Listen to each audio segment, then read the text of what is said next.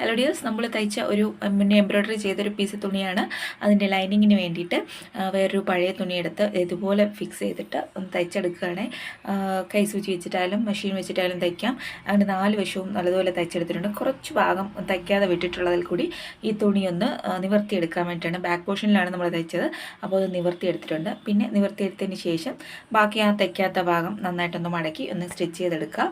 അതിനുശേഷം ഒരു സിപ്പാണ് ഇത്, ഡ്രസ്സിലൊക്കെ വയ്ക്കാൻ വാങ്ങുന്നത് സിപ്പ് തന്നെയാണ്. ആ സിപ്പ് വെച്ചിട്ട് ഇതൊന്ന് ഫിക്സ് ചെയ്താൽ ഒരു സിമ്പിളായിട്ടുള്ളൊരു പേഴ്സ് റെഡിയായി കിട്ടും. അപ്പോൾ അത്യാവശ്യത്തിന് എന്തെങ്കിലും ഇടാനായിട്ട് വലിയ സംഭവമല്ല, എന്തെങ്കിലും ചെറുതായിട്ട് ഇടാൻ വേണ്ടിയിട്ട് വെറുതെ ഈ ഒരു തുണി ഇരുന്നത് കണ്ടപ്പോൾ രസത്തിന് തന്നെ ചെയ്ത് നോക്കിയതാണ്. അപ്പോൾ ഇഷ്ടമായ ലൈക്ക് ചെയ്യാനും ഷെയർ ചെയ്യാനും സബ്സ്ക്രൈബ് ചെയ്യാനും മറക്കരുത്.